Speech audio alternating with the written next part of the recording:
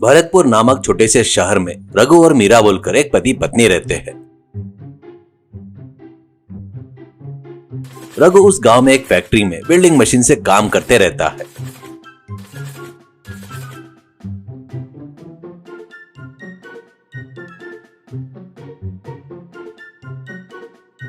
मीरा घर में स्टोव पर ही जबरदस्त तंदूरी चिकन बनाने वाली लड़की थी।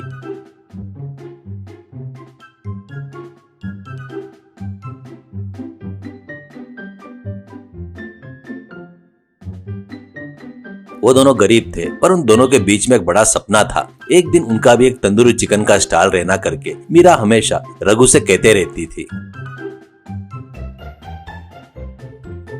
पर उन दोनों के सपने के बीच में आता था एक टूटा फूटा मिट्टी का चूल्हा।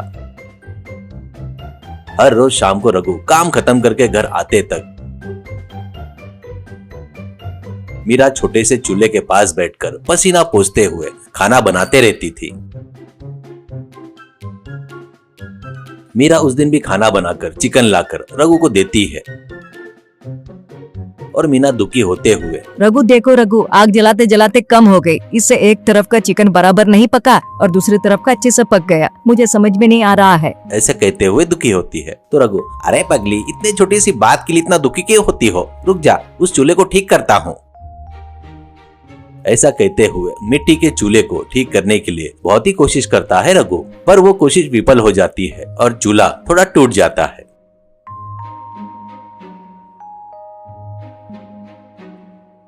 उससे मीरा दुखी होते हुए, अरे रघु छोड़ दो रघु, कोई बात नहीं। मैं क्या तो खाना बनाकर, क्या तो नाम कमाना किचन, कुछ तो कहते हैं ना रेस्टोरेंट जैसे करके बेमतलब में बड़े बड़े सपने देखकर तुमको परेशान कर रही हूँ। नहीं, अब इस चूल्हे को छोड़ दो, जो है उससे ही उसके ऊपर ही पका लूंगी बस। कहकर दुखी होती है। वो सुनकर रघु हाथ पकड़कर, क्या मीरा, इसके लिए इतना दुखी क्यों हो रही हो? कैसे भी तुम पकाए सो खाना अपनी जिंदगी के लिए, ठीक है ना? तुम उसमें बहुत अच्छा पकाती हो, सक्सेस हुआ तो इतनी तकलीफ नहीं होगी ना? तू दुखी मत हो, मैं कुछ तो भी करूंगा ना, ऐसा कहता है। रघु और मीरा के घर के सामने सुरेश बोलकर एक छोटा सा तंदूरी स्टॉल चलाने वाला रहता है।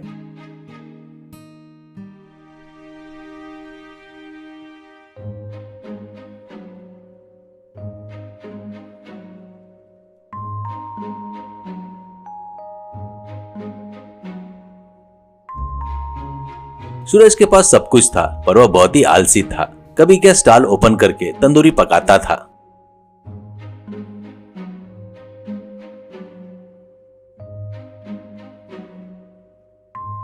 एक दिन मीरा सुरेश के पास जाकर, अरे सुरेश भैया, आप कैसे भी स्टार पर ज्यादा ध्यान नहीं दे रहे हो ना? मुझे दे दो ना महीने भर के लिए किराए से। मैं इसमें चिकन तंदूरी बनाकर बेचूंगी, तुमको हर महीने किराया भी दूंगी। ऐसा कहती है। वो बातें सुनकर सुरेश गुस्से से, क्या बात कर रही हो मीरा, क्या बात कर रही हो? जब चाहे तब पकाऊंगा, नहीं तो बंद कर दूंगा। ये मेरा स्टॉल है। वैसे भी तुम्हारे पास चूल्हा खरीदने के लिए पैसे नहीं है, तो तुम कैसे आकर मुझे हर महीने किराया देती करके बोल रही हो? देख, मैं खाना बनाना बंद किया तो मेरे पास काम दूंगा उतना ही, लेकिन मेरे स्टॉल में खाना पकाकर, वो भी तंदूरी चिकन पकाकर, क्या है तो रसोई वाली दीदी रहती है ना, वैसी फेमस हो जाना चाहती हो क्या? ऐसे बेमतलब का मत सोच, कहकर फालतू के चार बातें सुनाता है। इससे मीरा के आंखों में पानी आ जाता है। दूर से रघु ये सब देख रहा था।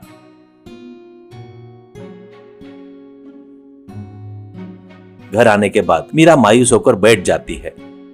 तो तुरंत मीरा से रघु, देख मीरा, तू मेरी हिम्मत है। मैं दूर से वो सुरेश बोल रहा सो बातें देख रहा था। तुम उसके बातों पर ज्यादा ध्यान मत दो। वो कभी काम नहीं करता है और काम करने वाले को एनकरेज भी नहीं करता है। उससे अपने को कुछ लेना देना नहीं है। तुम चिकन तंदूरी बना रही हो बस, ऐसा कहता है। मीरा, नहीं जी, मैं दुखी नहीं हूँ। वैसे भी उसने कुछ भी नहीं कहा ना। वैसे भी कोई भी कुछ बोले तो मैं दुखी नहीं हो रही हूँ। मेरे लिए तुम बिल्कुल दुखी मत हो। ऐसा कहते हुए अंदर कितना भी दर्द हो, ऊपर से पति का दिल नहीं दुखाना करके मीरा उस दर्द को बाहर नहीं दिखाती है। पर रघु अपने मन में, अरे पगली, मेरे लिए कितना सोच रही हो, तुम्हारे लिए कुछ तो भी करूंगा करके सोचते हुए वो दिन वैसे ही गुजर जाता है। रवि फैक्ट्री में काम कर रहा था, पर रवि का मन पूरा तंदूरी चिकन अपनी पत्नी से कैसे भी बनवाना है करके, कुछ तो भी करके अपनी पत्नी की मदद करना है करके सोच रहा था। रघु अपने मन में, मीरा की आंखों में मैंने पानी देखा। उसने मुझे आज तक कुछ भी नहीं मांगा, पर फैक्ट्री का काम भी उतना ही है। ये लोग तनख्वाह भी बराबर नहीं देते हैं। तो स्टोव तंदूरी बनाना बोले तो, व्हील तो सब खरीदना बोले तो पैसे चाहिए ना। कैसे करूँ, क्या करूँ, सोचने लगता है। तब उसके मन में एक विचार आता है और तुरंत रघु, अरे हाँ यार, तंदूरी बोले तो इस वेल्डिंग मशीन की मदद से तंदूरी चिकन बना सकता हूँ ना करके सोचता है। और शाम को घर आता है और मीरा को बुलाता है।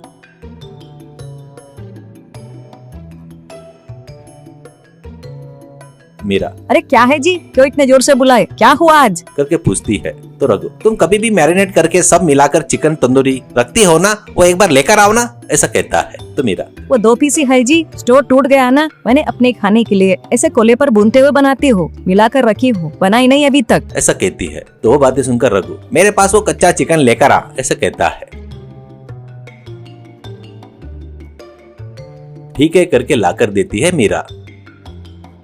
तो मीरा के सामने ही वो देखते हुए वेल्डिंग से जबरदस्त चिकन तंदूरी बनाता है रघु।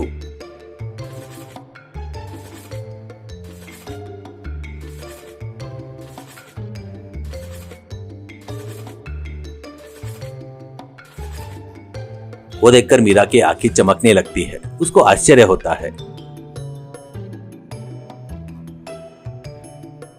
तब मीरा तुरंत, अरे क्या है जो मैं देख रही हूँ, सच्ची है ना? तंदूरी चिकन आप वेल्डिंग मशीन से बना रहे हो क्या? बहुत बढ़िया है जी, कहते हुए खुश होती है। तो रघु, एक बार खाकर टेस्ट कैसा है बताओ मीरा, करके कहता है।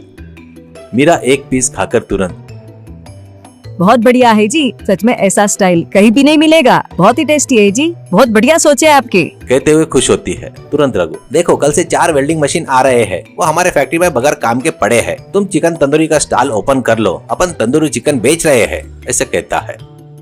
बोले वैसे ही वो वेल्डिंग मशीन से चिकन तंदूरी बनाना शुरू करते हैं रघु और मीरा।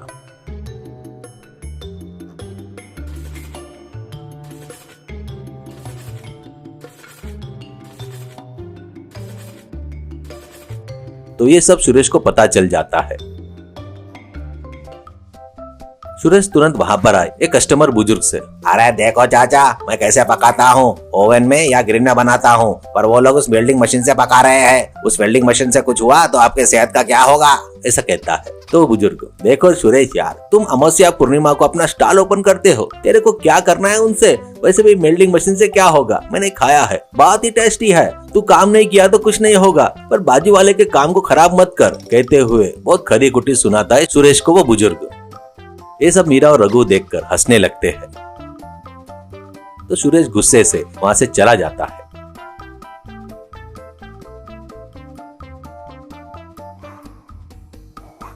पर कुछ भी हो यार, वेल्डिंग मशीन वाला चिकन तंदूरी बहुत ही फेमस हो गया। सोचा वैसे ही मीरा का सपना पूरा हुआ। रघु और मीरा बहुत खुशी से जीने लगते हैं तब से।